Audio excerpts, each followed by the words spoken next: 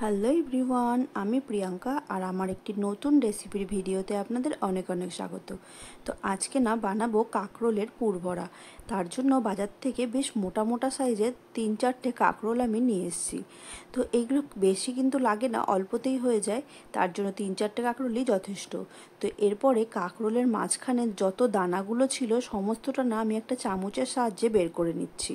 তো আপনারা যদি চান তাহলে এটাকে সেদ্ধ করে নিয়েও বের করতে পারেন, তবে ভেঙে যাওয়ার একটু রিস্ক থাকে বলে আমি কাঁচা অবস্থাতেই সমস্ত পুরগুলো বের করে নিচ্ছি। তো এই যে মাঝখানটা এভাবে ফাঁকা করে সমস্ত পুরগুলোকে আমি বের করে নেব, ব্যাস তাহলেই হবে, আর কিছু করার দরকার নেই। এরপরে এগুলোকে সেদ্ধ করতে দেবো বাইরের খোলাটাকে। তো বাটিতে আমি এগুলোকে ডুবিয়ে নিয়ে জলে দিয়েছি সেদ্ধ করতে। আর এরপরে একটা নারকেলকে আমি ছাড়িয়ে নিয়েছি পিস পিস করে পেস্ট করার জন্য।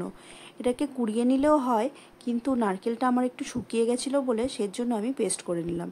তো এরপরে সমস্ত জিনিসগুলোকে এক এক করে আমি পেস্ট করে নেব। প্রথমে নারকেলটাকে পেস্ট করে বের করে নিলাম, আর এরপরে ওই যে কাঁকরোলের দানাগুলো ছিল সেগুলোকেও কিন্তু পেস্ট করে নেব। আর তারপরে পেস্ট করে নিচ্ছি একটুখানি সর্ষে, একটুখানি পোস্ত, দুটো কাঁচা লঙ্কা দিয়ে পেস্ট করব। প্রথমে আমি এটাকে একটু ড্রাই পেস্ট করে নিলাম, মানে গুঁড়ো করে নিলাম, কারণ কি তাহলে খুব সুন্দরভাবে পেস্টটা হয়ে যায়। আর তারপর দুটো কাঁচা লঙ্কার একটু জল দিয়ে পেস্ট করে নিচ্ছি। আপনারা চাইলে এই সমস্ত মশলাগুলোকে একসাথেই পেস্ট করতে পারেন। আমার বাটিটা তো দেখতেই পাচ্ছেন ছোট, সেই কারণেই আমি আলাদা আলাদা করে পেস্ট করেছি। তো ওই যে কাঁকরোলের দানাগুলো পেস্ট করেছিলাম সেগুলোও কিন্তু এরপর সবটা একসাথে মিশিয়ে নিচ্ছি। আর এর মধ্যে এরপর দিয়ে দিচ্ছি একটুখানি লঙ্কার গুঁড়ো আর সামান্য একটু হলুদ গুঁড়ো। আর এই যে আমার কাঁকরোলগুলো সেদ্ধ হয়ে গেছে, ওগুলোকে জল ঝরিয়ে আমি সাইডে রেখে দিচ্ছি। আর কাঁকরোলের পুরটা তো রেডি, একটুখানি ভেজে নিতে হবে, তার জন্য কড়াইতে দিয়ে দিলাম তেল। আর বাড়িতে লোকজন এসেছিল, ওদিকে গল্প করতে গিয়ে দেখুন কড়াইটা পুড়ে কী অবস্থা। যাই হোক, তাতে কোনো সমস্যা হবে না। তো সমস্ত পেস্টটা এবারে আমি তেলের মধ্যে দিয়ে এবার নাড়াচাড়া করে নেব।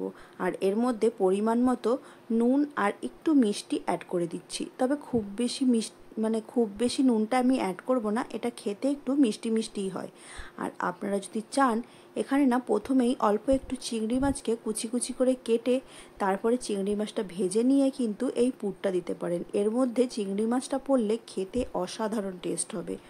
তো যাই হোক, আমার পুর তো ওদিকে রেডি হয়ে গেছে। এরপরে আমি একটুখানি বেসন আর অল্প একটু চালের গুঁড়ির মধ্যে একটু নুন দিয়ে আর সামান্য একটু হলুদ দিয়ে গুলে নিচ্ছি। পুরটাকে কাঁকরোলে ভরার পরে তারপরে এই ব্যাটারে চুবিয়ে ভাজতে হবে। তো আমি একটা চামচ দিয়ে জল দিয়ে ভালো করে ব্যাটারটাকে তৈরি করে নিচ্ছি। বেসন না থাকলে আপনারা ময়দাও ইউজ করতে পারেন, তবে একটু ক্রাঞ্চি হলে খেতে বেশ ভালো লাগে। তো এরপরে এই যে ওই পুরটা নিয়ে আর কাঁকরোলগুলো নিয়ে চলে এসেছি। 1 চামচ করে কাঁকরোলের পুরটাকে নিয়ে কাঁকরোলের ভেতরে ভরে দিচ্ছি, যতটা দরকার ততটাই ভরে দেবো। বেশি উঁচু উঁচু করে দেওয়ার প্রয়োজন নেই, তাহলে ফেটেও যেতে পারে, তাই আমি সমান করে ভরে নিচ্ছি। তো সমস্ত কাঁকরোলগুলোর মধ্যে ভরে নিচ্ছি। এটা খেতে কিন্তু ভীষণ সুস্বাদু হয়। আপনারা নিরামিষ দিনেও গরম ভাতের সাথে কিন্তু অবশ্যই ট্রাই করতে পারেন। আর বানানোটা এমন কিছু হাতে গোড়া নয়, খুব সহজেই বানানো হয়ে যায়। তো আমার সমস্ত কাঁকরোলগুলোর মধ্যে দেখুন আমি সুন্দর মতো করে ভরে নিয়েছি।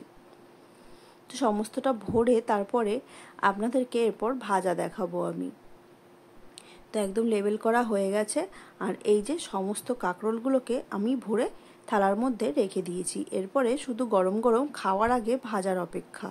একটু গরম গরম হলে ক্রাঞ্চি থাকে, তার জন্য খাওয়ার আগে ভাজাটাই ভালো।